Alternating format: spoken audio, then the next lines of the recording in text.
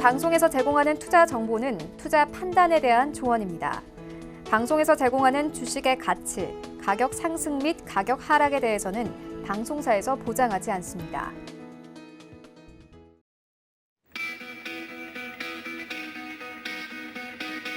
안녕하세요. 고수익 작전 타임의 이수연입니다. 전일 우리 시장은 선물 옵션 동시 만기일과 미국의 경제 지표를 주시하며 관망하는 움직임이 나타났습니다. 외국인들이 3거래일 연속으로 매도세를 펼치면서 우리 시장 장 후반대에 갈수록 낙폭을 확대했는데요. 코스피 시장은 3,216선, 코스닥은 978선에서 마감을 했습니다. 또 글로벌 강달러세와 위안화 강세에 힘입어서 우리 원달러 환율은 상승폭을 제한받으면서 어제는 1원가량 오르면서 강보합권에서 거래 마쳤습니다. 또 간밤에 뉴욕 3대 지수는 모두 하락 마감했는데요. 미국의 국채 수익률이 1.5%까지 하회를 하면서 크게 금리가 떨어지는 모습이었습니다. 이에 따라 금 가격이 해지 수단으로 떠오르면서 전일은 상승 마감에 성공했고 또 70달러를 돌파했던 국제 유가는 69달러까지 내려온 모습이었습니다. 오늘 시장에도 다양한 이슈들이 있는데요. 고수익 작전 타임과 1시간 동안 함께 하시면서 알찬 투자 전략 세워보시기 바라겠습니다. 오늘의 투자 작전 화면으로 만나보시죠. 신승용의 작전 키워드 시간에서는 G7 정상회의에서 최저 법인세 15% 합의한 건에 대해 자세한 분석 도와드리겠습니다. 허반석의 작전 리포트 시간에서는 음식료 업종에 대해서 리포트 분석해드리고 있죠. 오늘은 하반기에 강한 오리온이라는 주제로 오리온 종목 분석해드립니다. 이주연의 주요 스포트 시간에서는 정치 테마주 알아보도록 하겠습니다. 현재 뜨거워지고 있는 정치 테마주 열풍 불고 있는데요. 이에 대한 자세한 투자 전략 공개해드립니다.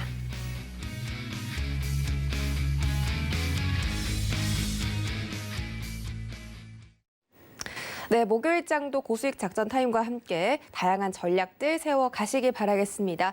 저희 첫 번째 시간은 신승용의 작전 키워드 시간입니다. 브레인코리아 인베스트 신승용 대표 모셨습니다. 안녕하세요. 네, 안녕하십니까.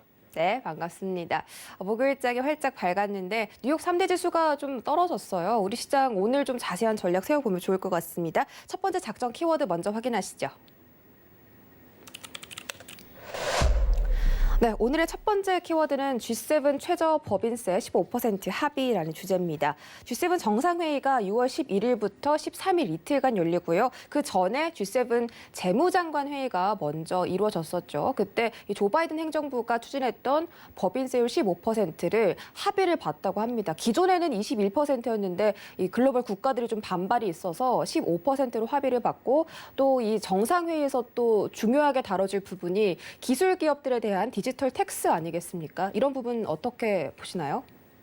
네, 일단 우리 시청자들 다들 인지하고 계시겠습니다만, G7 정상회담 앞서서 말씀하셨다시피 6월 11일부터 13일까지 이제 열리게 되고 그에 앞서서 통상적으로 재무장관 회의가 먼저 열리게 됩니다. 미국의 옐런 재무장관이 이미 발표한 바가 있었습니다. 최저 법인세율 15%를 제한을 했고요.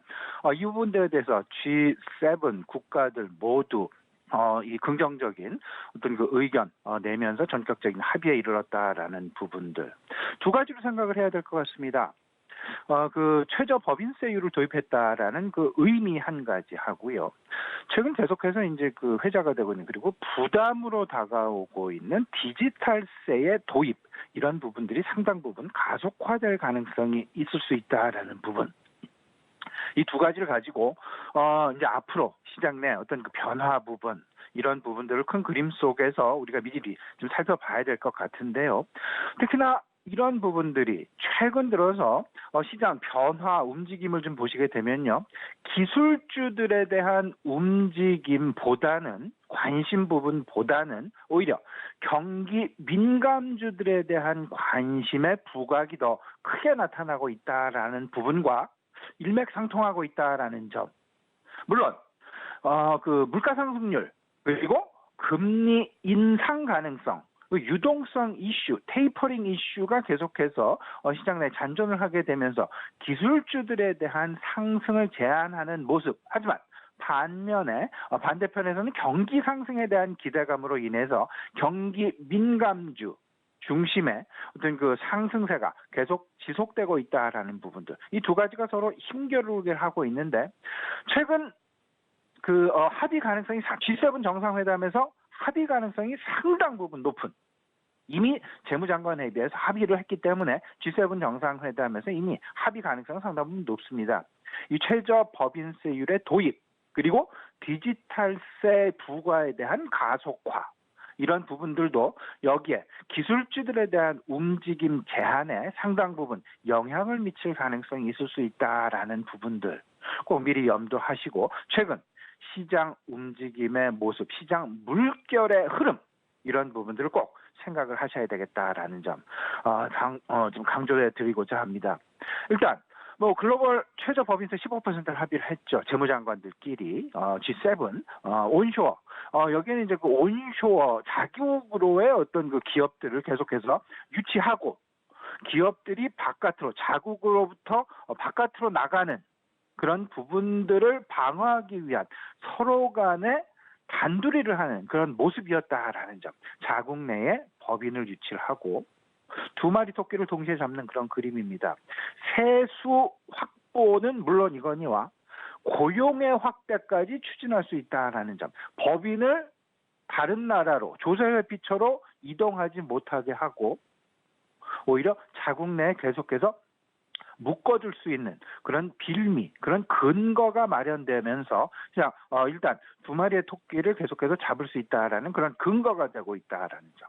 상당히 중요합니다. 세수 확대라는 부분 그리고 또 한 가지 고용의 확대라는 부분. 여기에 공룡 글로벌 그 공룡 빅테크 기업들의 이제 그 우려감이 계속되는 그런 부분이 되겠습니다. 디지털세 부과가 가속될 가능성이 높겠다. 이런 부분들은 다국적 기업들이 대상이고요.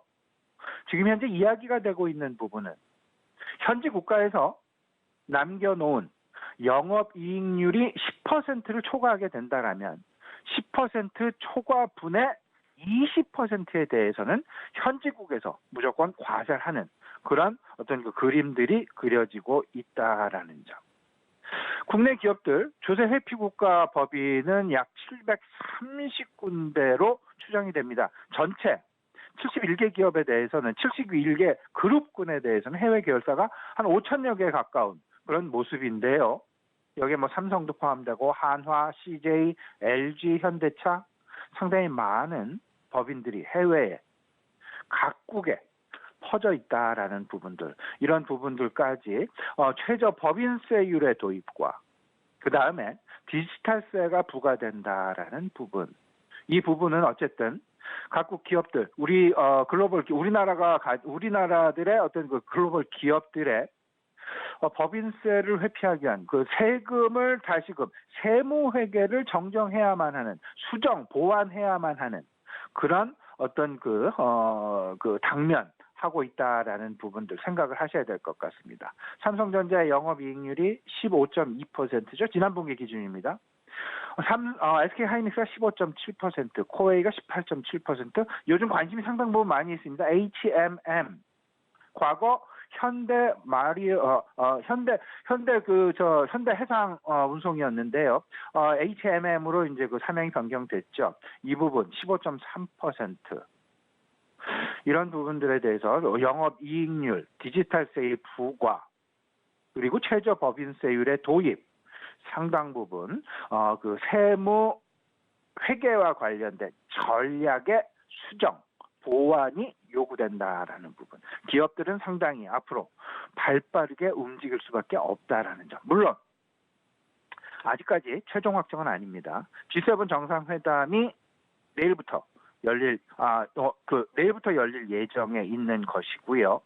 그 다음에 G20 정상회담은 10월 달에 개최 예정입니다. 이게 모든 국가가 다 합의를 하는 그런 모습이 나와야 되는데 일단 아직 최종 확정은 아니지만 부과를 하겠다라는 의지는 확고한 것으로 이렇게 평가가 되고 있습니다. 여기서 우리가 생각해야 될 부분 분명히 있습니다. 이 부분을 누가 제기를 했느냐? 미국과 유로존이 제기를 했습니다. 그러면 미국 행정부 그리고 의회, 민주당, 소위 말하는 블루웨이브죠. 주요 정책의 방향성을 우리가 다시 한번 곱씹어 봐야 될 텐데요. 행정부가 추진하는 방향성 그리고 의회를 장악하고 있는 민주당이 추진하고 있는 정책의 방향성 중요합니다.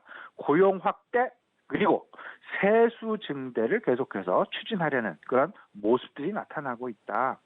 법인세율의 인상 그리고 인프라 투자 확대.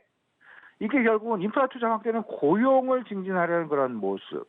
법인세율의 인상은 세수를 증대하려는 노력. 인프라 투자 확대 그리고 친환경 정책. 그리고 최근 알고 계시겠습니다만 빅테크 기업들에 대한 반독점법 강화. 근데 이 부분을 최근 시장 내에 나타나고 있는 어떤 그 시장 기류의 움직임, 변화 이런 부분과 맞닥뜨려서 생각을 해본다라면 기술주들의 움직임은 뭐 활발하긴 하지만 과거보다는 상당 부분 둔화되어져 있는 것이 사실이고요. 오히려 경기 민감주들 그리고 소비 관련주들의 움직임이 오히려 과거보다는 상당 부분 활기차게 움직이고 있다라는 부분을 분명히 우리 시청자 여러분들도 인식하고 계시리라 이렇게 생각을 하고 있습니다. 이런 부분들이 결국은 지난 1월 20일 바이든 정부 출범 이후 이런 부분들이 시장 내에서 조용히 물밑에서 계속해서 나타났었다라는 부분이고요. 이것은 결국은 바이든 정부가 추진하고 있는 방향성, 미국의 민주당이 추구하고 있는 정책 방향성과 일맥상통하고 있다라는 부분. 결국 바이든 정부가 추구하고 있는 그들 정책의 어젠다는요, 중산층 중심의 소득과 소비를 확대해 나가겠다라는 정책 중심이다라는 점. 이 부분과 맞물리게 되면서 미국 내 법인, 제조, 기업들의 유치를 활발히 하고 있고 기업들을 바깥, 외국으로 못 나가게 하려는 그런 움직임. 그게 바로 최저 법인세율의 도입입니다. 다른 나라로 하여금 법인세율을 낮춰서 미국 자국 내에 있는 기업들을 그 다른 나라로 빠져나가지 못하게 하려는 미국 바이든 정부의 그런 어떤 그 모습이 숨어 있고요. 다른 나라도 마찬가지가 되겠어. 서로 뺏고 빼앗기지 말자. 자기 것들은 자기들이 알아서 지키자라는 그런 모습. 세수 확대, 고용 확대라는 그런 그림 고스란히 담겨져 있다라는 점. 결국은 이런 부분들, 결국 자국의 고용을 확대시키고 자국의 소득을 증가시키고 자국의 소비를 확대시키는 그러면서 세수의 증대도 동시에 추구하는 이와 맞물린 업종, 결국은 내구 소비재 업종과 서비스 수요 확대 업종에 관심을 가져야 된다라는 점. 경기 회복 그리고 경기 부양책과 관련된 중간 경로를 우리가 관심을 상당 부분 가져야 되는데 경기 부양책의 진행 방향성, 고용을 통해서 소득, 소비를 확대시키는 결국 중산층 중심의 소득과 소비의 확대. 우리나라도 마찬가지가 되겠습니다. 유로존도 마찬가지가 되겠고 대다수의 국가들이 중산층 중심의 어떤 그 경제 정책을 펼쳐나가고 있다라는 점. 이런 부분들은 결국은 친환경 정책과 경기 소재주, 해운주, 내구 소비자 관련주들에 대한 관심 분명히 가져야 될 것 같고요. 경기 회복, 경기 부양과 관련해서 경기 회복도 동시에 진행이 되고 있습니다. 백신 보급이 확산되면서 수요가 회복되고 이런 부분들로 인해서 전체적인 소득이 살아나고 소비가 개선되어지는 그런 모습들로 연결이 되어지는 그런 그림인데요. 원자재와 경기 소재 그리고 식음료, 레저, 유통까지 전반적인 서비스 업종에 대한 관심이 분명히 필요해 보인다. 어제 그 미국의 그 무역 수지가 발표된 바가 있었습니다. 미국의 무역 수지, 무역 적자 폭이 줄어드는 그런 모습이었습니다. 이 부분에 대한 해석을 우리가 명확히 해야 되는데 무역 적자 폭이 줄어들었다. 그럼에도 소비는 계속해서 살아나고 있다. 결국은 무슨 이야기냐 하면 소비재의 수입이 줄어들고 미국 내에서 그 서비스 수요가 크게 확산이 되면서 서비스 수요의 확대가 일어나고 있다라는 부분이 결국은 무역 적자 폭의 축소를 통해서 우리가 알 수 있는 매우 중요한 어떤 지금 시장 변화에 대한 힌트가 되고 있다라는 부분. 이 부분 꼭 생각하시면서요. 전체적으로 경기 회복이 지금 어떤 방향으로 어떤 모습으로 진행이 되고 있는지 이 부분까지 같이 살펴보셔야 될 것 같습니다. 네, G7 정상회의에서 나올 수 있는 여파에 대해서 자세한 설명을 도와주셨고 그럼에도 이 경기 회복 민감주들 계속해서 주시를 해야 한다라고 말씀을 해주셨습니다. 어제 미국의 국채 금리가 등락률로 따지면 14% 급락이 나왔고 한때 1.3%까지 좀 터치를 하는 모습이었거든요. 그럼에도 불구하고 이 경기 민감주 중심의 다우 지수가 좀 큰 폭으로 하락을 했고요. 또 유럽연합과 미국의 정상회의에서 어제 이뤄진 정상회의에서 코로나 백신 수출 제한을 막자 이런 합의까지 이뤄졌습니다. 뭐 경기 회복 기대감은 날로 커져가고 있는데 전일 미국 증시 상황과 관련해서 오늘 우리 시장은 좀 어떻게 대응해야 할지 분석 부탁드릴게요. 네, 오늘 아마도 우리 시장 상당 부분 조용한 어떤 그런 흐름 진행이 될 가능성이 높겠다라고 보셔야 될 것 같습니다. 기술주들의 움직임은 다소간 둔화될 가능성이 상당 부분 높다라고 보셔야 될 것 같고 반면에 경기 민감주들에 대한 움직임이 조금씩 더 기술주들에 비해서는 더 활발한 모습을 보일 가능성이 있겠다라고 보셔야 될 것 같습니다. 미국 내 10년물 국채금리 1.49%까지 하락을 했죠. 한때 1.3%까지 내려가는 그런 모습 보여주긴 했었습니다. 그럼에도 불구하고 소비자 물가 상승률 상당 부분 오늘 저녁 우리 시간으로 오늘 저녁 9시 반 정도에 발표 예정에 있습니다. 이 부분 꼭 좀 확인해 두셔야 될 것 같은데요. 이 부분을 놓고 시장의 관망 양상이 지속되고 있다. 아무래도 시장 전망치는요. 지난 4월 달 소비자 물가 상승률이 4.2%였습니다. 미국입니다. 이번 달 오늘 저녁 발표되는 미국의 소비자 물가 상승률은 5월치인데요. 5월달치 시장 내 전망 예상은 4.7%가 되겠습니다. 지난달에 소비자 물가 상승률 4.2%가 발표될 당시를 지금 회고해 보면요. 그때도 상당 부분 인플레이션에 대한 우려감이 시장을 좌지우지하는 그런 모습이었다. 오늘 저녁 발표되는 그 소비자 물가 상승률 지난달보다 조금은 더 높은 상승률이 되겠습니다. 시장은 다소간 흔들릴 수밖에 없겠다. 이 부분 꼭 생각을 해두시면서요.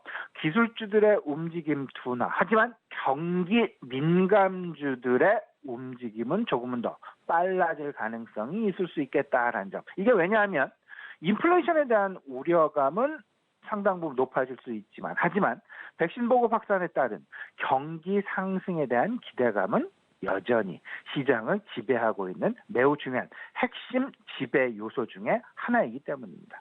결국 지금 현재 시장 내 관심거리 세 가지를 좀 꼽아본다라면 오늘 저녁 발표되는 CPI, 소비자 물가 지표, 인플레이션에 대한 우려감과 연결이 되겠죠. 그리고 백신 보급 확대에 따른 경기 개선 기대감 당연히 있습니다. 세 번째가 G2, 미국과 중국 간의 반도체 굴기, 서로 간의 반도체 패권 장악을 위한 노력이 그리고 정책 이반들이 계속해서 나타나고 있다라는 부분들. 기술주들에 대한 움직임을 상당 부분 미국과 중국 간의 경쟁 격화 부분으로 조금 좀 보셔야 되는 그런 상황이다라고 말씀을 좀 드려봅니다. 앞서서 말씀드렸다시피 다우지수 3대 지수 모두 하락 마감하는 그런 모습을 보였는데 여기에는 소비자 물가 발표를 남겨놓은 상황에서 임박한 상황에서의 경계 심리가 크게 발휘되는 그런 모습이었다라고 생각을 하실 수 있을 것 같습니다. CPI 발표 임박, 관망 양상 상당 부분 높고요. 오늘 저녁 발표되어지는 소비자 물가 상승률을 근거로 해서 다음 주 15일과 16일 FOMC 개최가 임박되고 있죠. 결국 FOMC 중간 목표 말씀을 드린 바가 있었습니다. 고용이라는 것 한 가지와 물가라는 것 한 가지. 이 두 가지를 중간 정책 목표로 삼고 FOMC의 금리 결정과 통화량 결정이 이루어지게 된다라는 점. 다음 주 6월 FOMC가 개최되는 데 있어서 오늘 저녁 발표될 소비자 물가 지표가 상당 부분 영향을 끼칠 가능성이 있겠다라는 점. 다행스럽게도 좀 아이러니한 그런 모습입니다만은 일단 고용 지표가 그렇게 시장 예상하는 것만큼 좋게 나오질 않아서 일단 유동성 지속 가능성은 상당 부분 높지만 아무래도 오늘 저녁 발표되는 소비자 물가 지표에 의해서 FOMC 정책 테이퍼링 논의 가능성 상당 부분 높을 수 있다라는 점, 시장을 옥죄는 그런 어떤 그 이슈 중에 하나가 될 것이다라는 점 다시 한번 말씀을 좀 드립니다. 반면에 경기 회복에 대한 기대감은 충분히 지금 달아오르고 있죠. 백신 접종률은 벌써 50% 넘어섰고요. 우리나라의 백신 접종률도 상당 부분 높은 모습을 형성하고 있습니다.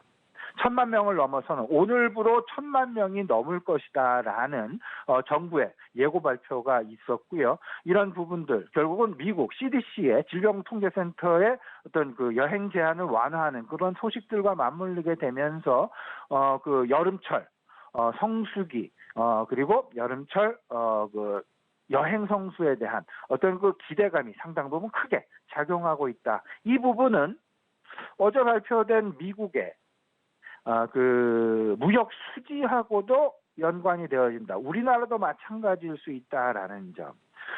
상품의 소비보다는 서비스 소비가 더욱더 커질 수 있다라는 그런 기대감 쪽으로 우리 시청자 여러분들은 나의 투자 전략 방향을 잡으셔야 될 것 같고요.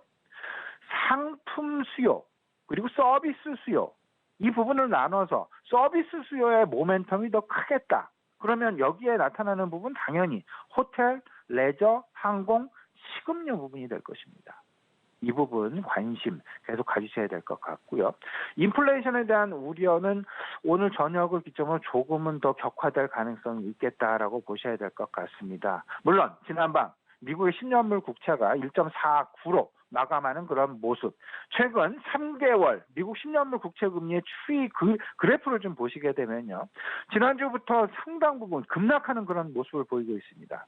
여기에는 미국 페드의 어떤 그 시장 조정이 들어가 있다는 점. 옥션이 들어가서 옥션이 성공하면서 시장 금리를 못 오르게 하는 금리의 하락을 부추기게 하는 그런 어떤 그 정책적인 진행이 액션이 있었다라는 부분을 잊으셔서는 안 될 것 같고요. 시장 내 인플레이션에 대한 우려감은 여전히 확산되고 있다. 그렇기 때문에 지금 현재 미국 내에서 밈 주식들 변동성이 지속되고 있다. 흔히들 밈의 대표 주자는 뱅이라고 얘기를 하고 있습니다. BANG, Bed and Beyond, 그리고 AMC, 그리고 노키아, 여기에 게임스탑까지. 최근 클로버 헬스 회사가 상당 부분 밈 주식에 편승을 하면서 급등락이 지속됩니다. 어제 같은 경우 클로버 헬스 같은 경우는 23%나 급락하는 그런 모습들이 나타났습니다. 시장 내 넘치는 유동성이 시사되고 있다라고 보셔야 될 것 같고 이런 부분들은 자칫하다간 지난 2000년에 겪었었던 닷컴 버블과 크게 유사한 그런 모습들이 전개될 가능성이 있을 수 있으니까요. 펀더멘탈이 없는 종목 대신 스토리만 있는 종목 펀더멘탈과 스토리 사이에서 이 모멘텀의 움직임 이 부분을 잘 관찰하시면서 나의 투자 성향과 맞춘 그런 밈 관련 주식들에 대한 관심사. 흔히 말하는 우리 시장에서의 정치 테마주도 밈 주식과 크게 다르지 않습니다. 펀더멘탈과 스토리 이 두 사이에서 어떤 쪽으로 모멘텀이 더 움직이게 되느냐. 근데 펀더멘탈이 없는 스토리만의 주식은 허상일 수 있다라는 부분 꼭 명심하셔야 될 것 같고요. 핵심 투자 전략 간단하게 정리해드리겠습니다. 인플레이션에 대한 우려감과 경기 회복 기대감 사이에서 시장 결국은 인플레이션에 대한 우려감을 회피하려는 그런 경향. 하지만 경기 회복의 기대는 계속해서 끌어안고 가려는 그런 모습. 결국은 그 기술주들에 대한 어떤 그 관심보다는 경기 민감주들에 대한 관심이 조금은 더 크게 작용하는 그런 시장의 형국이 최근 들어서 형성되어 가고 있다라는 부분 꼭 생각을 하시면서 경기 회복, 경기 부양 관련주들, 친환경과 원자재, 내구 소비재와 관련된 부분들. 그리고 세계은행의 경제 성장률 전망치가 상향 조정됐습니다. 어제 발표가 됐죠. 근데 그중에서 우리가 주목해야 될 부분은 미국을 비롯한 선진국의 경기 개선세입니다. 중국을 비롯한 신흥국의 경기 개선세보다 미국을 비롯한 선진국의 경기 개선세가 더욱더 가파른 속도로 올해 나타날 가능성이 높다라는 것이 결국은 세계은행의 경제 성장률 전망입니다. 여기에는 기저효과가 있고요. 공격적인 경기 부양책도 한 몫을 했고요. 백신 보급률의 확산도 한 몫을 했습니다. 미국을 기초로 생각을 해보면요. 기존 지난 1월 달 세계은행이 경제 성장률 전망치 내놓은 부분은 3.5%였습니다.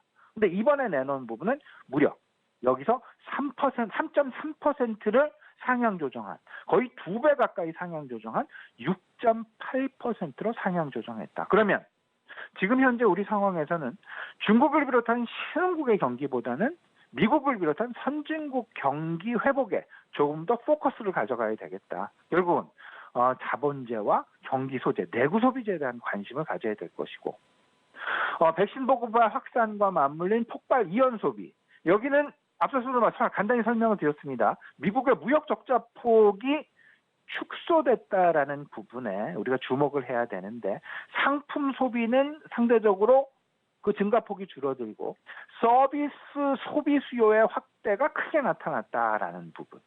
무역 적자가 당연히 개선이 됐다라는 부분은 서비스 수요가 크게 늘어났다라는 그런 부분이니까요. 서비스 수요의 대표적 업종, 식음료, 여행, 레저, 유통이 될 것 같습니다. 이 부분 관심 꼭 가지시고요. 2분기 실적 개선과 성장 산업주는 여전히 관심 영역에 넣어두셔야 될 것 같습니다. 증권업종 계속 관심을 가지시고요. 그 전기차와 5G, 자율주행에 대한 관심까지 아울러서 우리가 계속해서 포트폴리오 꾸려 나가야 되겠다라는 부분 말씀드립니다. 네, 지금 이 여러 가지 이슈에 대해서 말씀을 해주셨는데 현재 경기 회복 기대감이 앞으로 더 커지고 있는 만큼 경기 회복 관련주들 그리고 조 바이든 행정부의 인프라 투자 정책 관련주들 여행과 항공 소비 그리고 친환경 관련까지 챙겨드렸습니다. 오늘도 말씀 고맙습니다. 네, 감사합니다.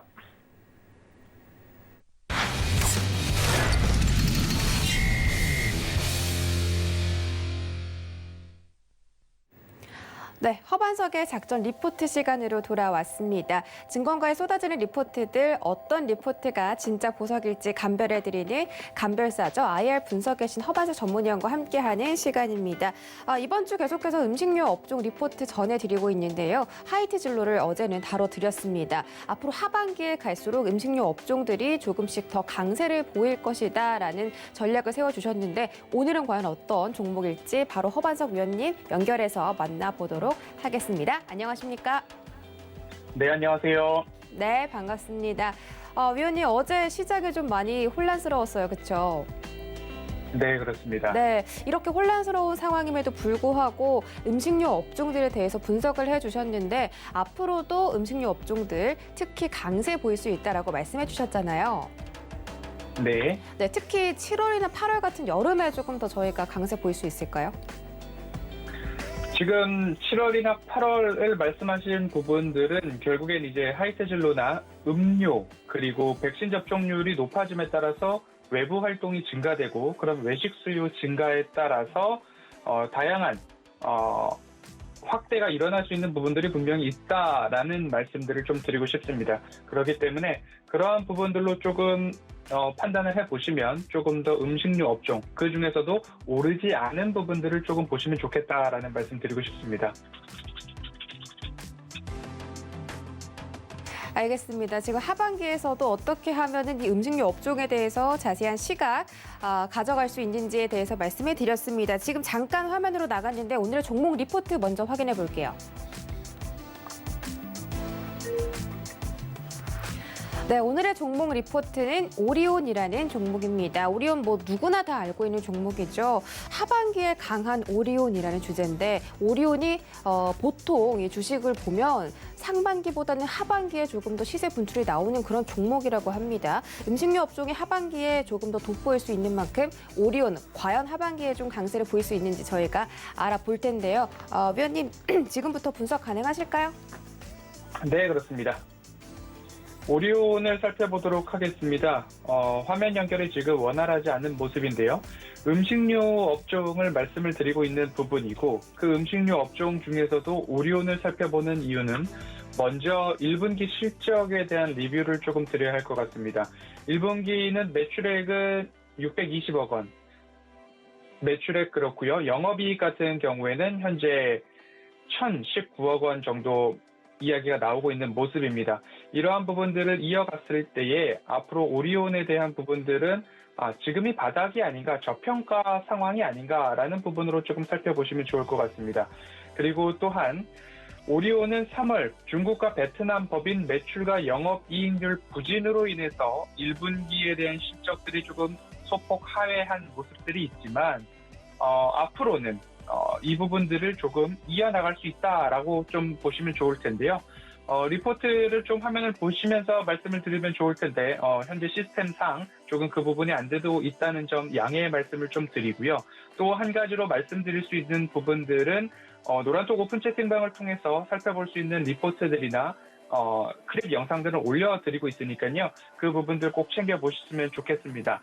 오리온의 사업 내용은 제과 산업 단 한 가지입니다. 하지만 2020년도 사업보고서 기준 연결 기준 매출액이 2조 2,300억 원에 육박하고 있다. 영업이익은 3,761억 원, 당기순이익도 3,014억 원, 영업이익률도 17%. 이 말씀을 드리면 초코파이 하나 팔아서 매출액이 2조 2천억 원을 넘어간다고? 라고 생각을 해보실 수도 있을 텐데 정말 사실입니다. 그리고 20년도 사업보고서 기준으로 따지고 본다면 18년도 매출 증가액을 보면 1조 9,200억 원의 18년도 매출액이었습니다. 하지만 현재 19년도는 2조 원, 그리고 20년도는 2조 2,300억 원, 21년도는 2조 4,230억 원으로 시프트업 될 것이다. 그러면 19년도는 전년 대비 매출 증가율은 5%, 그리고 20년도 매출 증가율은 10.2%, 21년도의 매출 증가율은 8.7%. 이런 부분들로 조금 상향하고 있다라는 모습을 좀 살펴보시면 좋을 것 같습니다. 영업이익률도 마찬가지로 증가하고 있습니다. 18년도의 영업이익률은 14%, 19년도는 16.2%, 20년도와 21년도는 각각 17%에 달할 것이다 라는 전망치가 나오고 있는 만큼 수치상으로도 굉장히 양호합니다. 그리고 제가 자주 보고 있는 그 기업들, 제조업이라고 한다면 공장 가동률을 좀 보고 있는데요. 국내 공장부터 살펴보면 국내 제2공장은 54.3%, 제3공장은 56.4%, 4공장은 60.9%, 5공장은 81.4%까지 우수한 공장 가동률을 좀 보여주고 있고요. 조금 더 놀라운 모습들을 보면 해외에 있는 공장을 보면 베트남은 67.5%, 중국은 60%, 그리고 러시아를 기반으로 한 공장은 공장 가동률이 121.3%를 기록을 하고 있습니다. 이 부분들을 봤을 때 공장 가동률이 높으면 매출액과 영업이익이 증가하고 있고 이익률도 좋아지고 있는데 지금도 여전히 공장이 매우 활발하게 돌아가고 있다라는 모습으로 기대를 해보실 수 있을 것 같다는 말씀 꼭 드리고 싶습니다. 그래서 오리온은 역사적으로 하반기에 늘 강했다라는 이야기를 좀 드리고 싶고요. 펀더멘털과 방향성에는 지장이 없다, 변화가 없다. 그렇기 때문에 하반기에는 좋을 텐데 단기적으로 실적 모멘텀에 의한 저평가를 현재 받고 있다라고 생각을 해주시면 좋을 것 같습니다. 더불어서 현재 이제 매출액과 수익성 모두 다 좋아지고 있는 오리온인데 하반기 연결 기준으로 본다라고 한다면 현재 영업이익과 매출액은 각각 매출액은 전년 대비 11% 증가하고요. 영업이익은 전년 대비 29.8%, 30%에 육박하는 증가율을 보일 전망이다라고 보시면 좋을 것 같습니다. 국내 법인의 신제품 판매 호조세가 지속될 전망이고 실적 반등을 국내에서 견인해보겠다라는 이야기들이 나오고 있습니다. 재고, 출고에 대한 조정, 그리고 유통 커버리지 등 확대에 따라서 하반기에는 이 부분들이 더욱 강화될 텐데 왜 오리온이 하반기에 강하냐라는 질문들이 귀에 맴도는 것 같습니다. 역사적으로 하반기가 강했던 요인들은 1분기와 4분기는 춘절 전후 기간으로서 모든 마케팅과 영업 역량이 이 부분에 집중되고 있는 모습입니다. 반면 2분기는 춘절 이후의 재고 조정 그리고 비축분 소진에 따라서 비상수기로 잡히고 있습니다. 이제 2분기가 지나가고 있는 현 시점이기 때문에 하반기에 실적이 돌아오는 기업들이 그리고 또한 하반기부터 실적이 가파르게 상승할 그런 업종들을 살펴보시고 기업들을 골라본다면 오리온을 한번 생각해 보시면 어떨까라는 생각이 들고 있고요. 그리고 중국 법인을 비롯해 해외 법인에서의 유통 구조 조정을 통해서 마진율이 상승하고 있다라는 부분들을 살펴보았을 때는 여전히 집중해 볼 만한 오리온이다라고 살펴보시면 좋을 것 같습니다. 국내외 매출 증가율이 여전히 좋습니다. 국내는 매출 증가율이 5% 전후, 중국은 12% 전후. 방금 전에도 말씀드렸듯이 러시아 등을 기반으로 한 공장 가동률이 120%를 넘어가고 있는 모습입니다. 그래서 기타 해외 지역에서는 매출 증가율이 15%에 달하고 있기 때문에 현재 그래프에서도 보듯이 매해 그랬습니다. 18년도에도 2분기 저점을 찍고 반등, 19년도에서도 2분기 저점을 찍고 반등. 코로나 구간에서는 조금 이례적인 모습들, 흐름들이 보였고요. 올해도 마찬가지로 2분기 저점을 찍고 반등을 예상하고 있는 만큼 그런 모습들 좀 기억을 해보시면 좋을 것 같습니다. 허반석의 모멘텀 체크리스트 첫 번째입니다. 차트상 저위험 구간인가를 봤을 때 삐죽삐죽 아래로 솟아있는 구간들의 동그라미를 한번 쳐보도록 하겠습니다.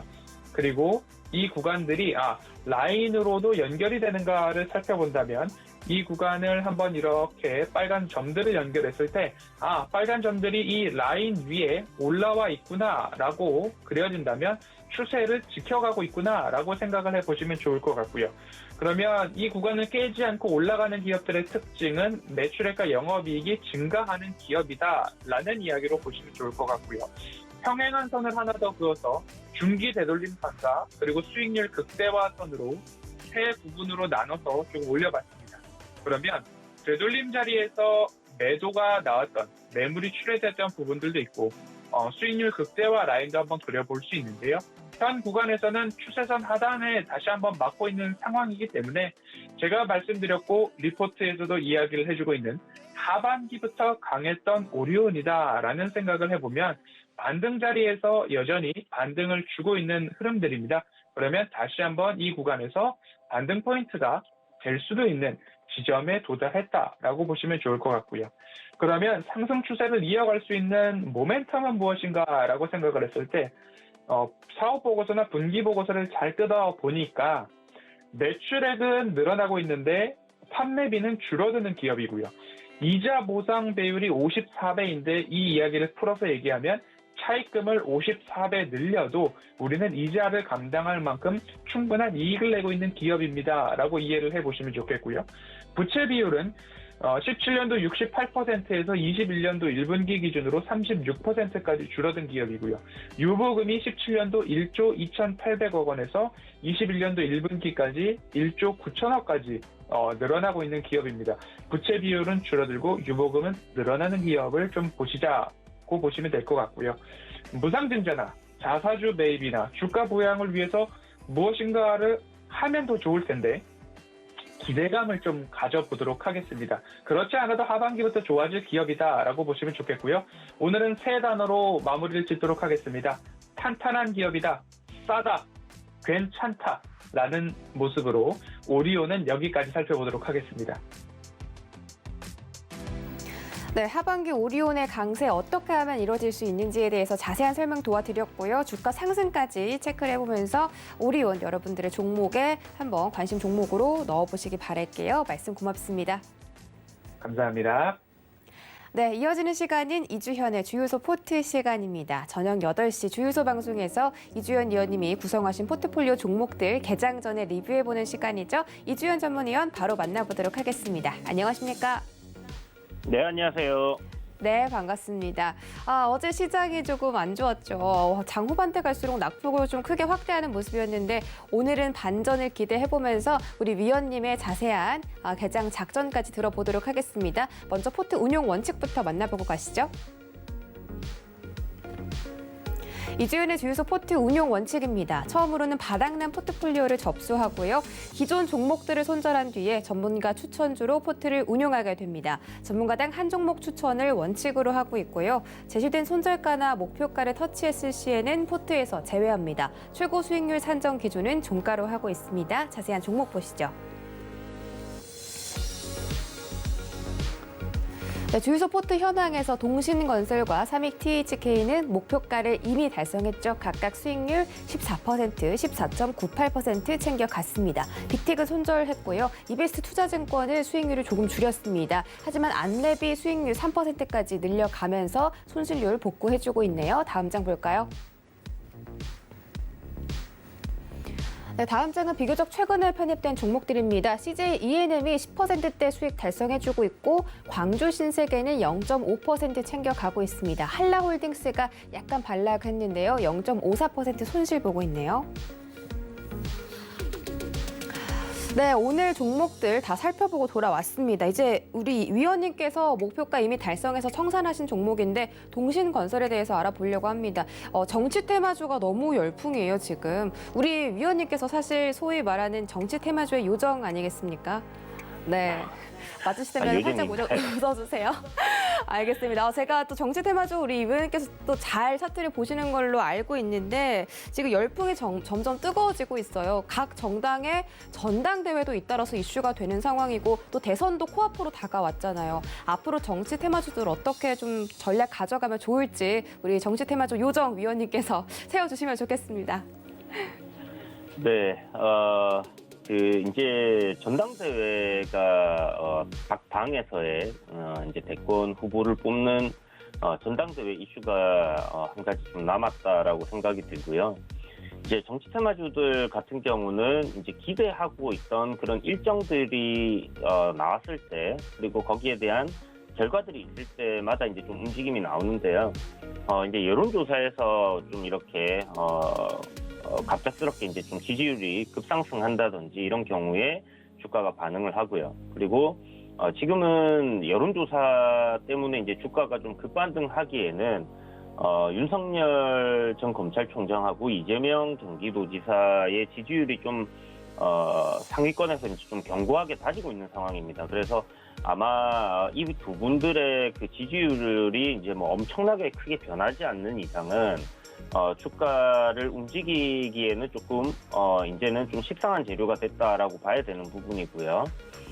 그래서 뭐 지금 이재명 경기도지사 같은 경우는 지지율이 한 2위 정도가 되기 때문에 만약 1위로 치고 올라가는 뭐 그런 지지율이 나온다 하면 조금 달라질 수는 있겠지만 그러지 못하다. 그러니까 지금처럼 계속 이렇게 이제 진행이 된다라고 한다면 조금 문제가 그러니까 주가적으로 봤을 때 크게 움직임이 없을 거다라는 생각을 좀 가지고 있습니다. 그런데 이제 전당대회라는 부분이 있기 때문에 이 전당대회에서 과연 민주당 후보가 누가 될 것인가 하는 그런 부분에 있어서 좀 여전히 주가들의 움직임이 나올 수 있다라고 생각이 들고요. 특히 이제 후보들 중에서 지지율이 조금 저조한 분들 같은 경우에 이런 지지율 상승에 대한 그런 기대감들이 좀 더 남아 있다라고 볼 수 있겠고요. 그런 부분들이 아닌 분들 같은 경우는 일단 이제 어떤 이야기들을 하느냐에 따라서 새로운 이제 테마들이 좀 생겨날 수 있다라고 생각합니다. 그게 바로 이제 정책 관련주다라고 보시면 될 것 같은데 윤석열 전 검찰총장 같은 경우는 이제 저출산 문제에 대해서 한번 거론을 해서 또 관련주들이 움직였었고요. 그리고 일자리 관련해서 이야기하면서 일자리 관련주들도 한 차례 움직였고, 최근에는 이제 뭐 재건축 관련해서 이야기하면서 또 건설 관련주들이 또 좀 움직임이 나왔었고, 그래서 이제 이런 지지율 상위권을 달리고 있는 사람들이 어떤 이야기를 하느냐, 어떤 곳에 가느냐, 이런 부분으로 이제 좀 주가들이 단기적인 시세를 낼 수 있다라고 보셔야 되는데, 사실 대선주들 같은 경우는 이제 가장 강한 종목들 같은 경우 보통 한 10배 정도가 오른다라는 측면에서 이 동신건설 같은 경우 바닥권에서 보면 지금 한 6,000원, 7,000원대에서 출발을 했다라고 봐야 되는 부분이거든요. 그렇다면 6만 5천원까지 갔다라는 건 거의 뭐 한 2배 정도, 10배 정도의 상승이 나왔다라고 봐야 되는 부분이기 때문에 여기서 이제 막 어떤 뭐 대단한 시세를 노리고 기다리기보다는 적당히 이제 단기적인 어떤 기술적인 트레이딩 관점에서의 좀 접근이 필요하지 않나라는 생각이 들고요. 뭐 대선주들 같은 경우는 이제 이런 후반부로 왔을 때 좀 상당히 매매하기가 힘들어집니다. 왜냐하면 이제 어떤 이야기들이 나올지 모르는 상황이고, 어디로 튈지 모르는 그런 부분들이 있기 때문에, 그런 부분 때문에 조금, 매매하기는 어려운 부분이다라는 부분을 좀 생각을 해 두시고요. 뭐, 다른 테마들과 마찬가지입니다. 최대한, 저점에서 매수를 하고, 반등 시 너무 큰 욕심을 부리지 않는다면 괜찮겠지만 또 비중 조절을 좀 하셔가지고 리스크 관리를 하는 부분도 당연히 필요하겠다라는 생각이 들어요. 그래서 동신건설도 뭐 아직 대선주로서는 끝난 부분이 아니기 때문에 여전히 뭐 관심을 가지고 지켜보면 좋겠지만 사실 대선주들 같은 경우는 이제 후보군들이 한 세 차례 정도 나뉩니다. 1차적으로 한 3년 전부터 움직임이 나오는 1군들이 있고요. 그 다음에 그 뒤에 이제 후발주들이 따라 움직입니다. 2군들.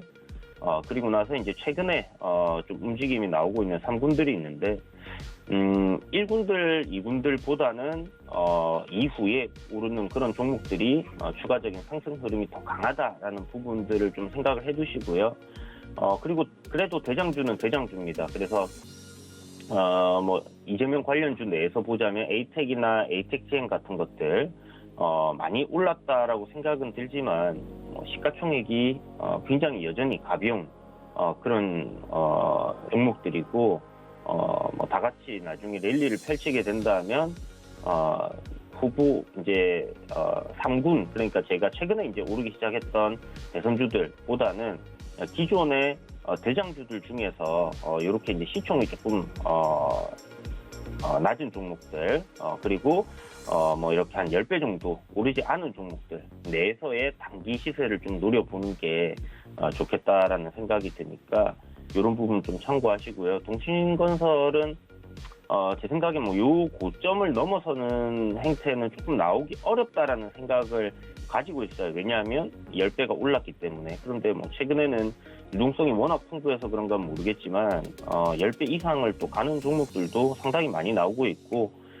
그래서 사실 여기서 더 올라갈지 안 올라갈지는 저도 잘 모르겠습니다. 다만 단기적으로 지금 주가 흐름을 봤을 때는 한 차례 정도 이 지금 6만 원이란 저항을 돌파하는 흐름이 나올 가능성은 열려있지 않겠나라는 관점에서 좀 짧은 시세를 노리는 것은 유효하겠다, 이렇게 말씀을 드리겠습니다.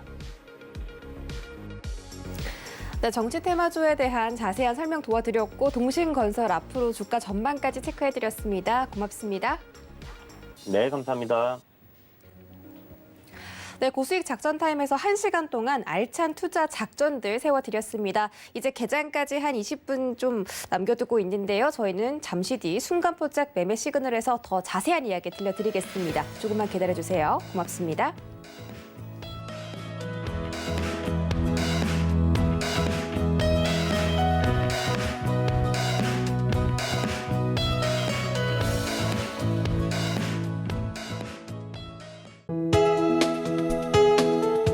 방송에서 제공하는 투자 정보는 투자 판단에 대한 조언입니다. 방송에서 제공하는 주식의 가치, 가격 상승 및 가격 하락에 대해서는 방송사에서 보장하지 않습니다.